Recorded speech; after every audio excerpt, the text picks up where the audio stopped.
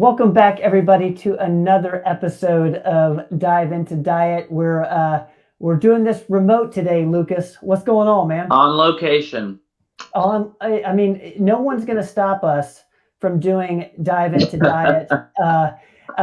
You're doing a Christmas show at the moment, so we're very thankful to get you on another episode, Dive Into Diet, kind of in between things. So thank you in advance for setting out the time today. Oh, thanks for having me. I love doing the episodes, so it's a lot of fun. So what's on tap today, man? What's on your mind? We talked a little bit before we hit record, talking about kind of how to equip the kitchen, and kind of periodically we'll talk a little bit about your cooking classes as well, because I really want to get those in. Yeah. So what's on your mind, man? I thought I'd just give a tour of my kitchen to show some of the food items. I'll highlight things. Of course, you might see things in there. I'll pick out things I think are relevant. And maybe a few tools that I use in the kitchen too, like non-food items that are useful for cooking or why I like them, why I like to have them, why I think they're important.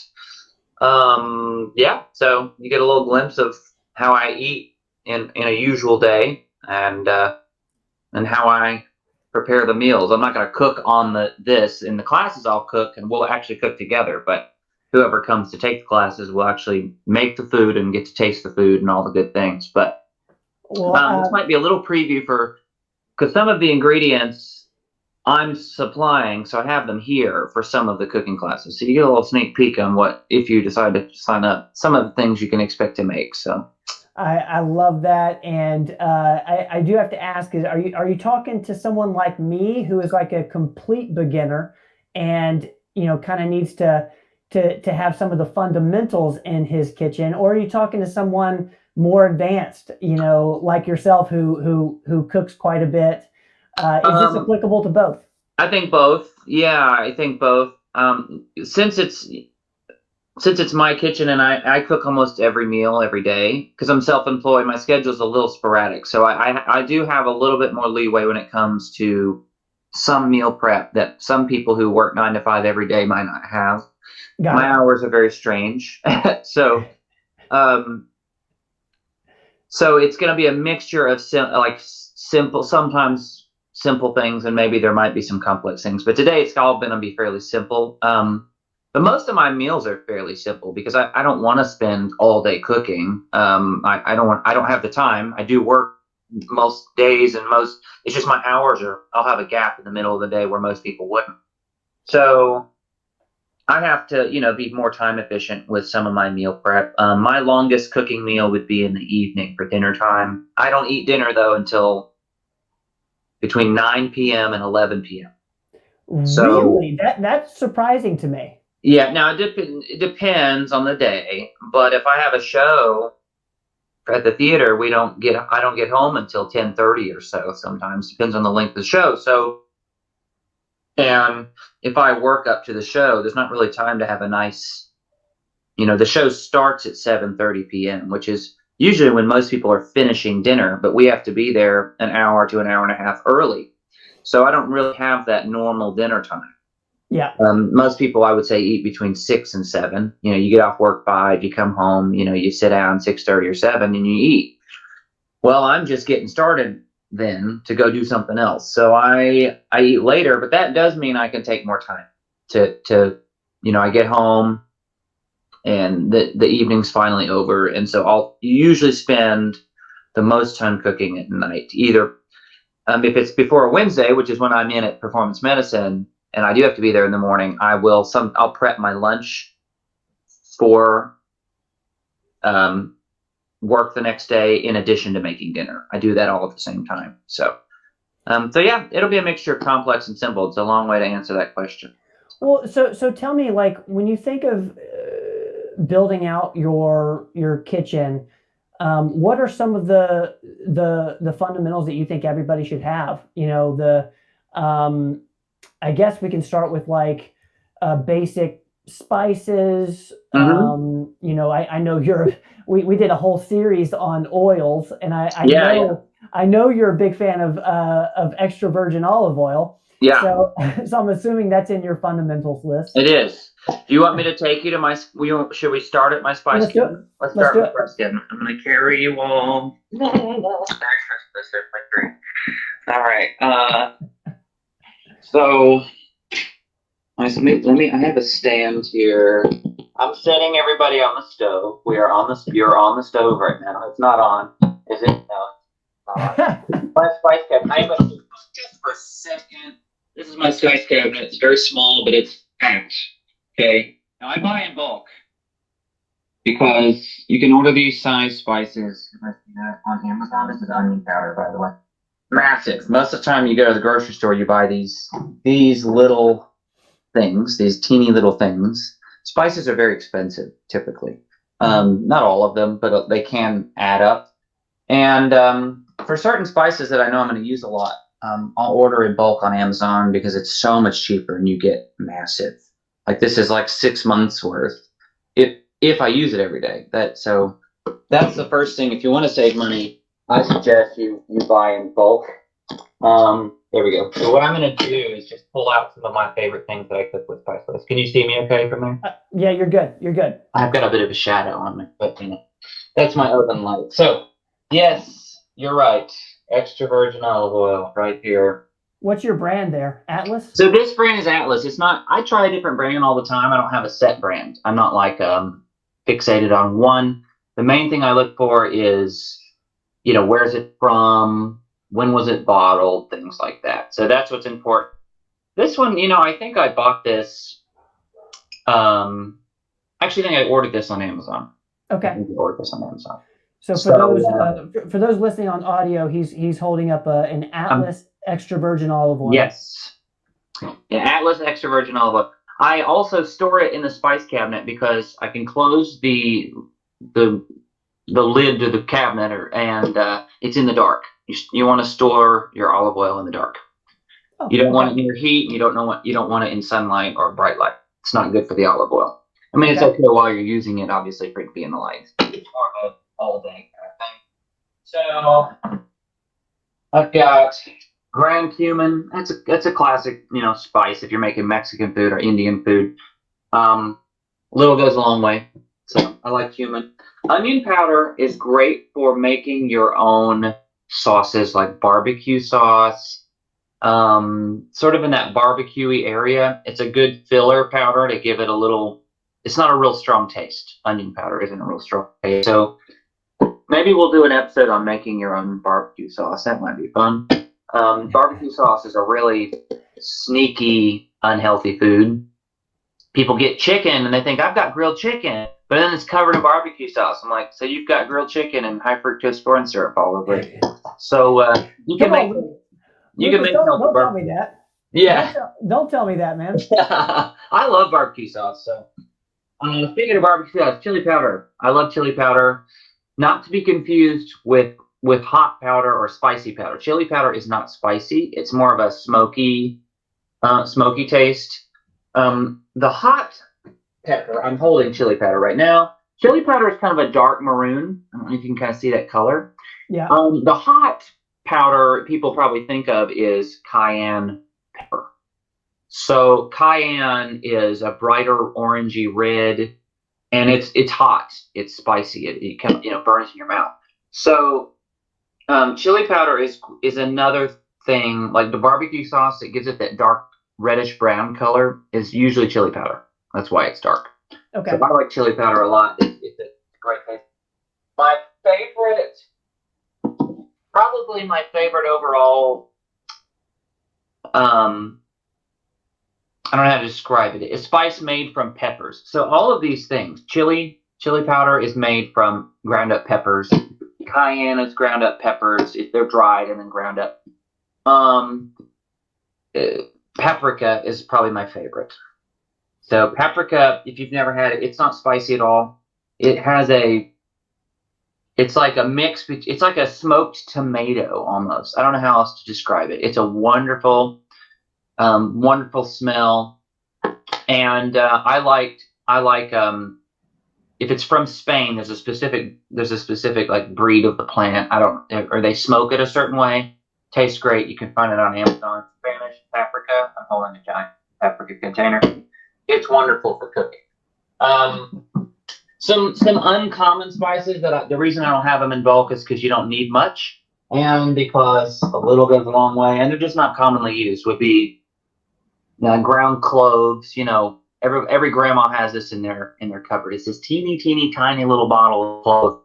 You put it in, your spice cake that you make once a year, pumpkin pie, or you put it in apple cider, or you'll put it in seasonal food, usually fall or Christmas. Clove is really good in Jamaican food. I don't make Jamaican food a lot. Sometimes I get in the mood for it. And then the other one is allspice. Allspice. Allspice is a mixture of like clove, cinnamon, nutmeg. It's kind of a mixture of those. Allspice, if you make tropical food, which is kind of uncommon, but if you do make it, it's like a staple in your kitchen. Allspice. It goes, if you get Jamaican jerk, you ever had jerk chicken? Yeah. The allspice is what gives it that unique taste. In addition to, it's super hot. Usually they put like red peppers in there. So, but allspice is something I like. Allspice, but you don't need much. Like just a few dashes, and it'll give your food a little flavor. So that's there's other things in here we don't need to go into, but those are like the basic spices I have. This is an Italian seasoning mix. It's basil, oregano, and parsley. Classic for Italian food. On top of my stove, it's kind of dark in my kitchen. Here's where I keep my sea salt. I'm holding a bag of real salt, which is it's from Salt Lakes in Utah. Just dug up. And it looks like that's from the brand Redmond, which Redmond real salt is the brand. Yeah. I don't know of any other brand that sells from our salt. I don't know if they have like the monopoly on it, but it's great salt.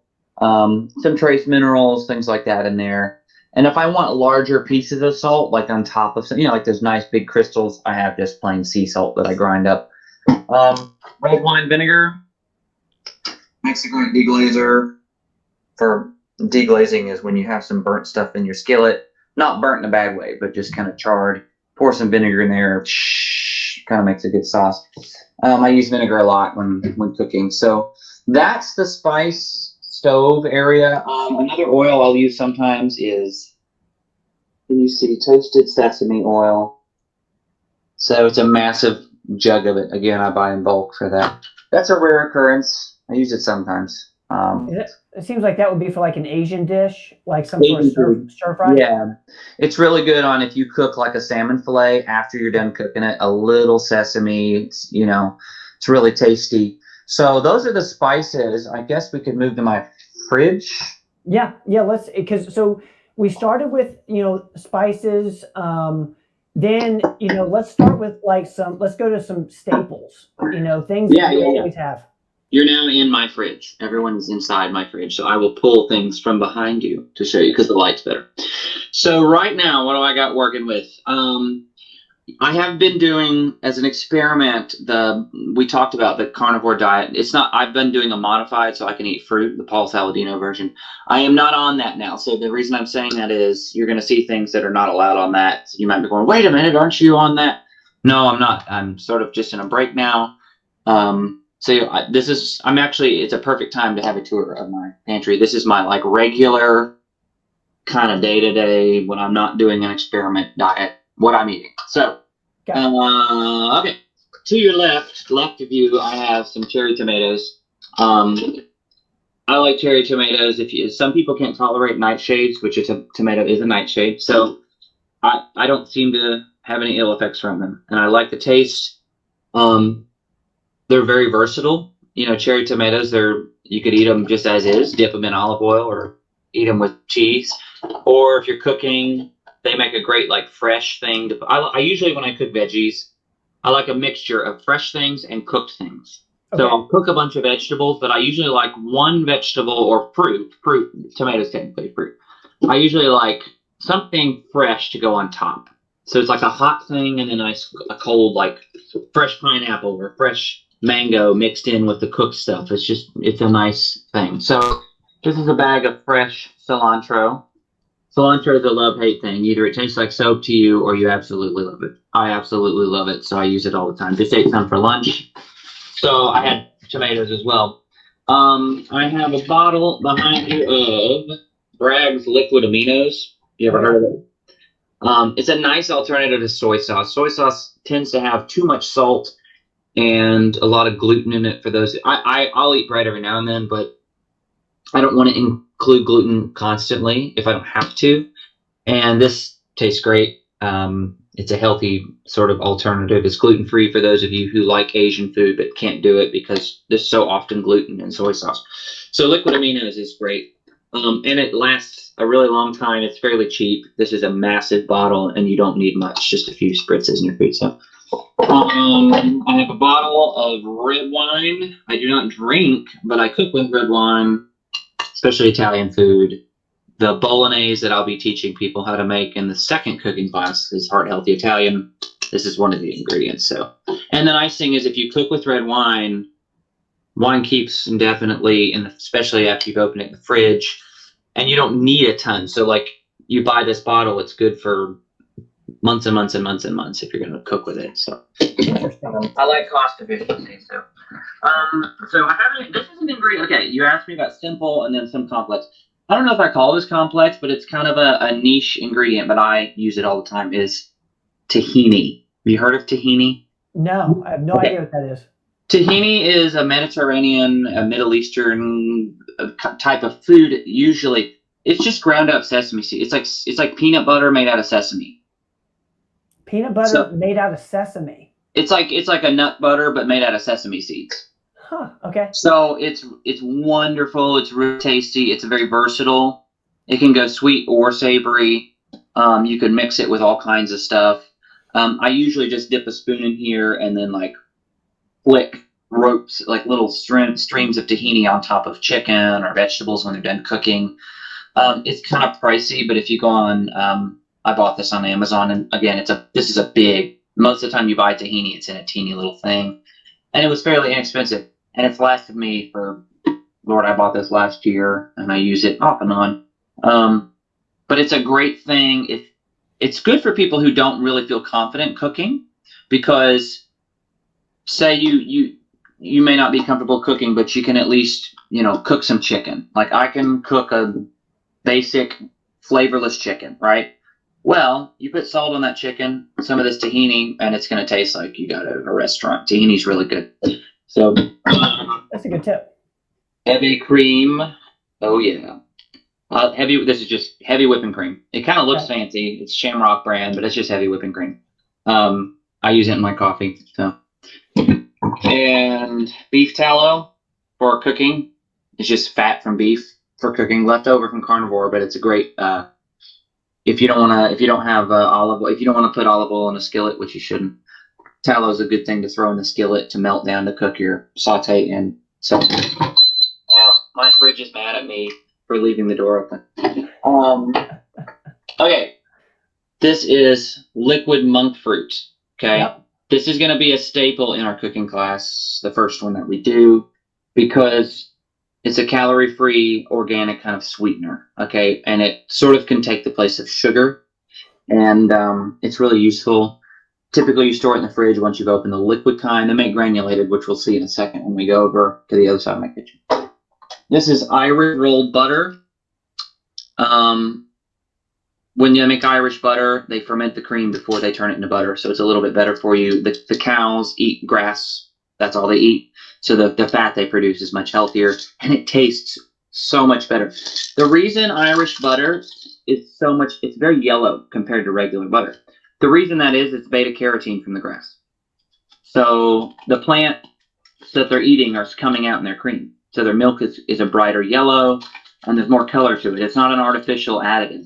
It's from what they're eating. So love that for cooking as well. It's a high heat cooking thing.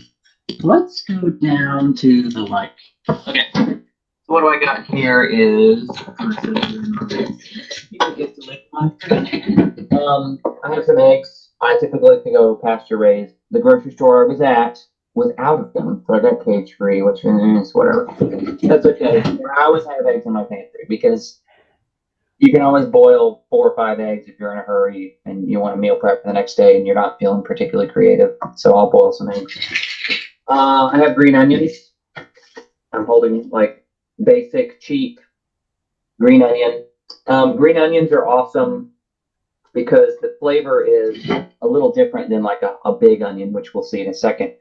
And they're great fresh or cooked. So I kind of I'll just take scissors and snip them over something, and it gives it some gentle flavor. Let's see, move it down. All right, I have a big bag of grapefruit. I like to drink one fresh juiced grapefruit every morning. It makes grapefruit, you have to be careful with grapefruit if you're taking medication, because it slows the absorption or how quickly things move through your system, which means if you took blood pressure medication and you had grapefruit juice in your system, the medication, as it passes through your digestive system, is going to move more slowly, therefore you'll absorb too much of it. So when pharmacists or pharmacologists develop these drugs, they very carefully calculate the absorption rate before it leaves your system, before the substance passes through. And grapefruit juice, there's a chemical in it that can interfere with that. So you have to be careful. I'm not on blood pressure medication, so I don't worry about it. So you have one of those every day? Usually, if I'm not in a specific diet. Yeah, I don't like to eat grapefruit. I don't like the rind or the skin, but I love the juice. It's very refreshing. And I actually drink it because some studies indicate because of the slow absorption, it's not really the slow absorption, it's the sort of, it keeps things in your system longer so you can absorb more of it. Mm-hmm. I do it to absorb a little more caffeine from my coffee. So it's sort of an enhancement for my coffee in the morning. So this is a bag of red and orange bell peppers. They're great for snacks because you can just rinse them off, pick them out, and just eat them down to the stem. Or you can cook with them, but and Aldi sells them very cheap. They taste good, some vitamins in them. I have a head of cabbage. Cabbage is great to cook with or eat raw. Very low calorie, high fiber.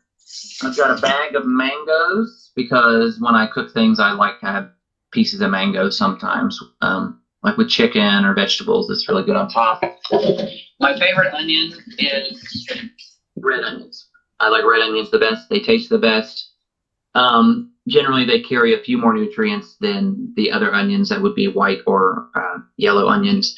They have a stronger flavor, and I like things with strong flavor. Onions are awesome to have all the time because they keep for so long before they start to go bad. I mean, you can keep these things in your fridge or outside your fridge for a month, depending on the onion and the state that you got it. But I love having onions in my pantry. That's a staple. So you said, what are some staples? Yeah. Onions in my pantry are usually a staple.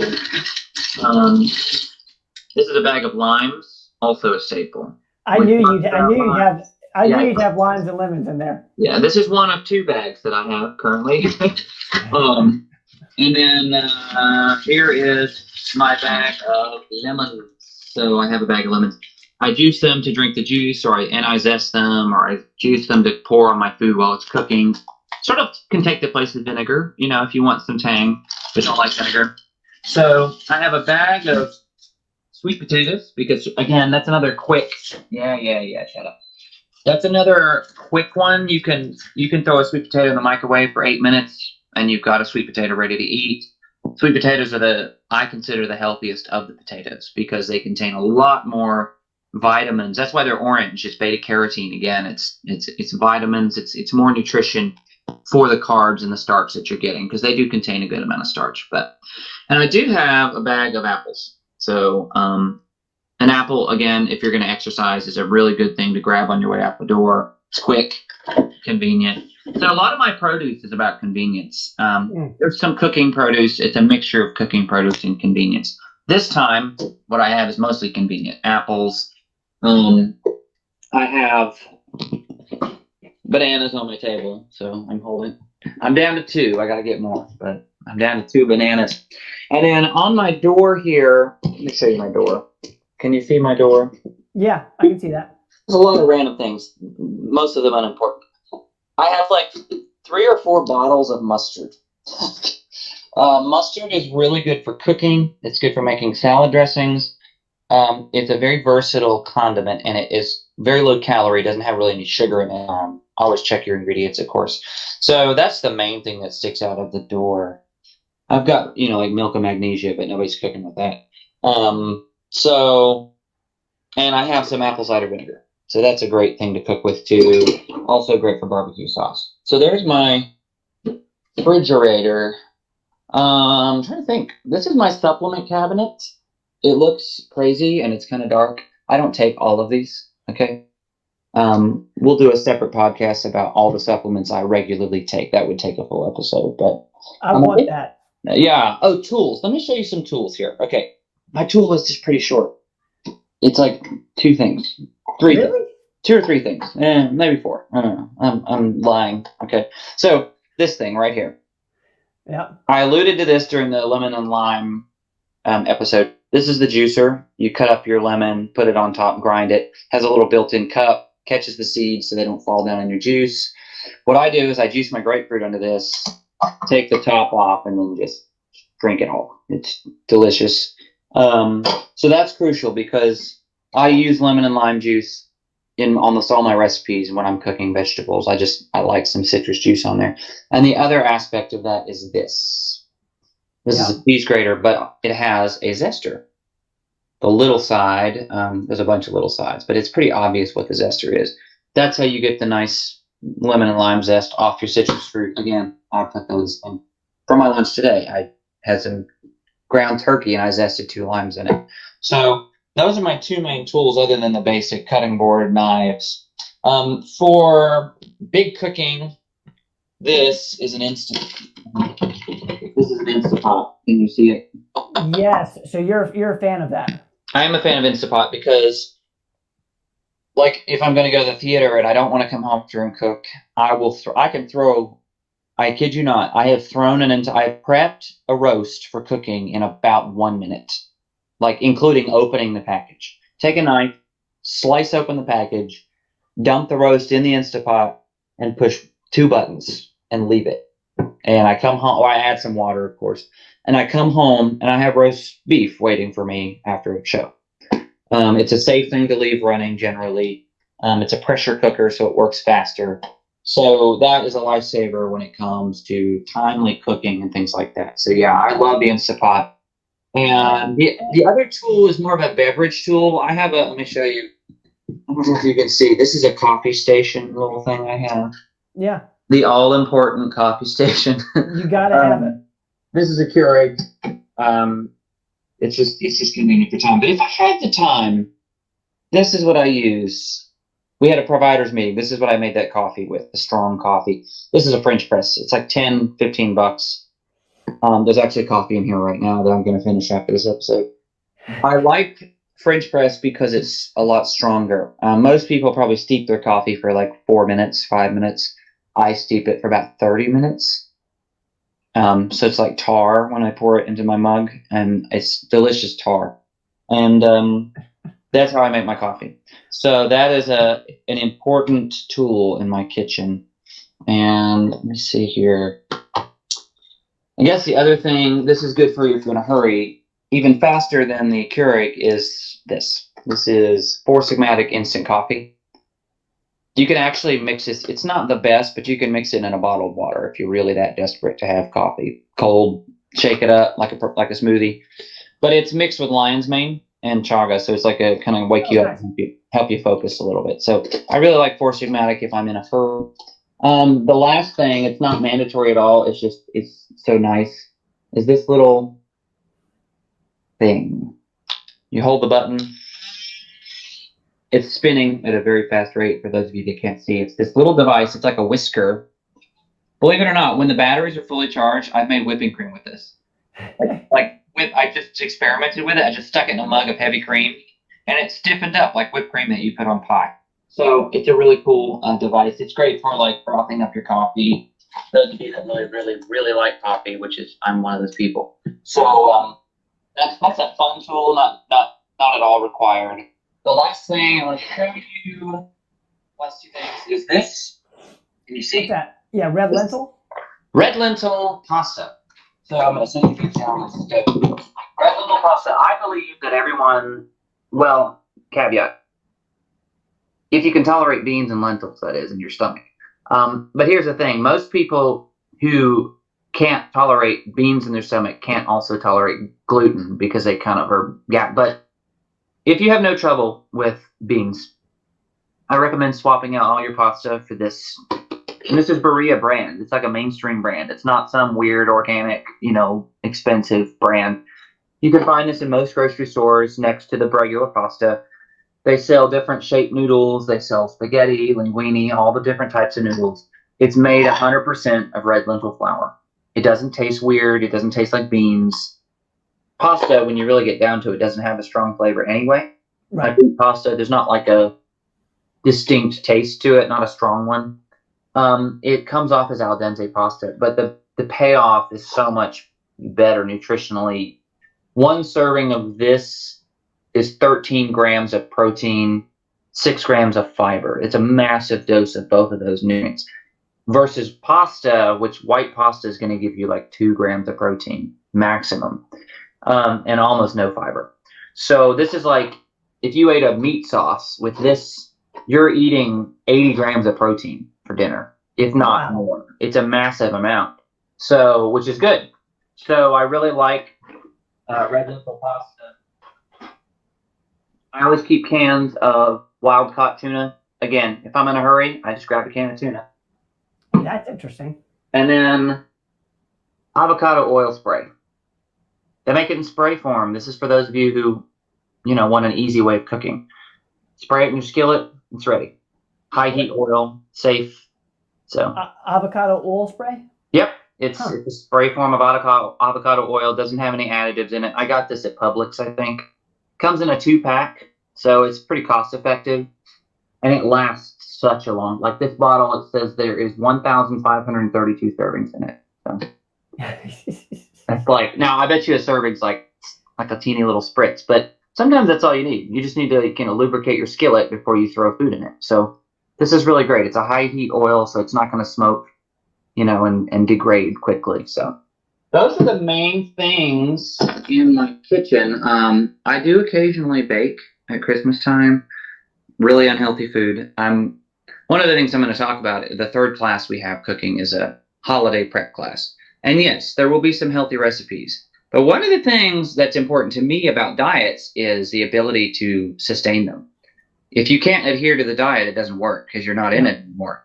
And what's crucial for me is having something to look forward to. So Christmas time is when I'm gonna eat some things that I normally wouldn't eat, and Thanksgiving is the same. I'm not gonna kill myself with, I'm not gonna gain 80 pounds, but I'm not gonna not have a piece of pecan pie. It's Christmas, I'm eating it.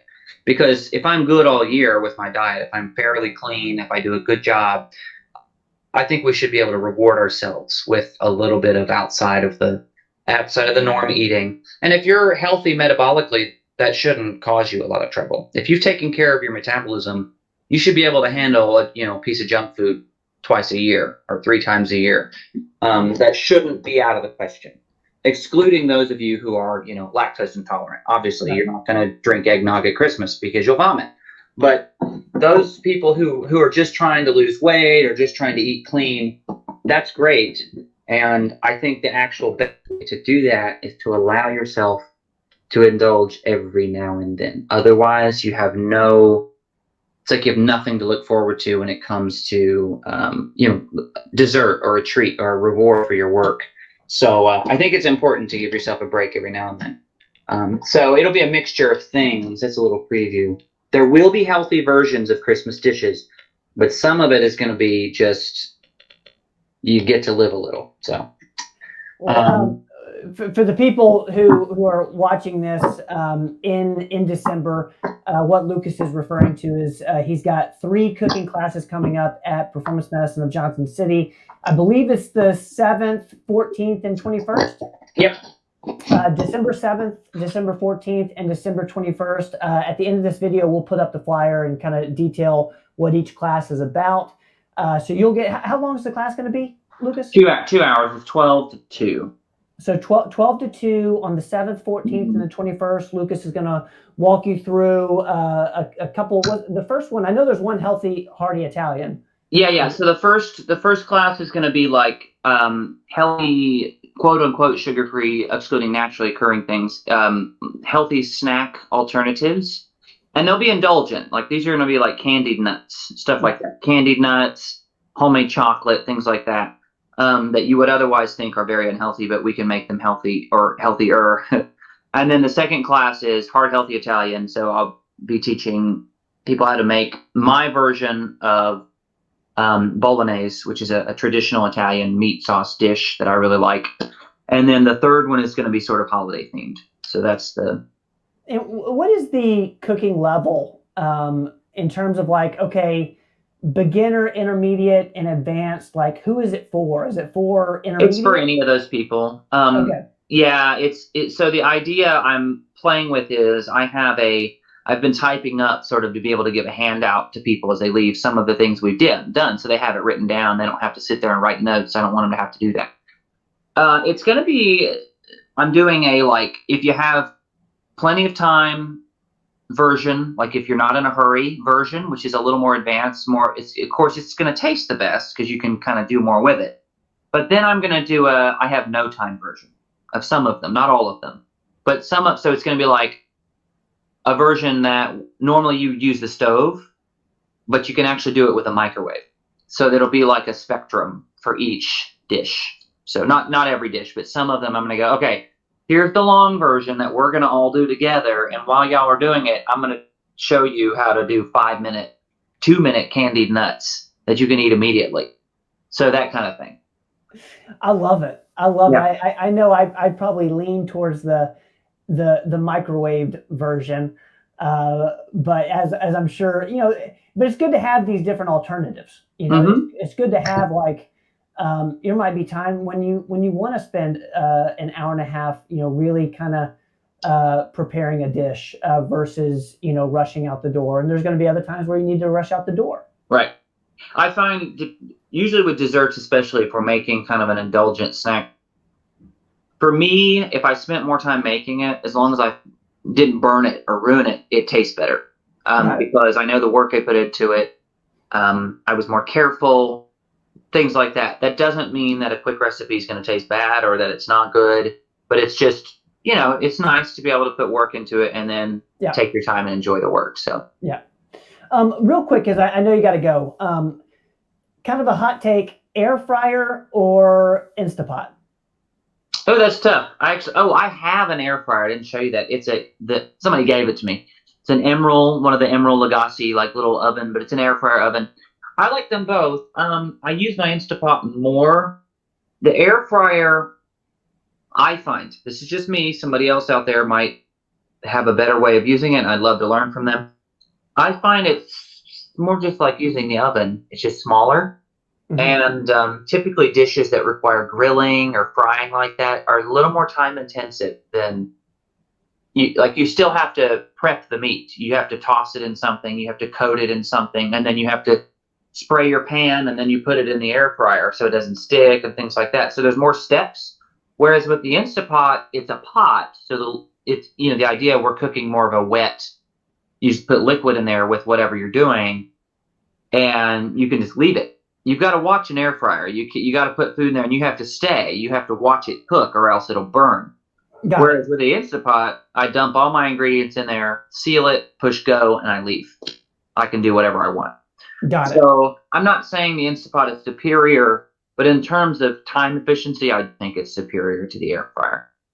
Really interesting. Yeah. All right, man. Well, I think that's a show. Guys, we're going to put up the flyer to Lucas's cooking classes that are coming up in December. I'm sure we're going to make this somewhat of a regular thing. So if you're watching this, later after the cooking classes in December, we will post the updated classes for you there. But Lucas, I appreciate you, man. Thank you for taking the time out today and doing another episode of Dive Into Diet. Thanks for having me. All right, man. Guys, this has been another episode of Dive Into Diet with nutrition coach Lucas Schmidt. We will be back as always. I hope to get to do this with you in person next time. And but I also like being able to do this. That way we can squeeze in an episode real quick. Oh yeah, it's great. All right, man. Have a good night. Guys, thank you all so much. This has been Dive Into Diet. I'm your host, Ben Rogers. I'm with Lucas Schmidt. We'll see y'all next time. Don't go away.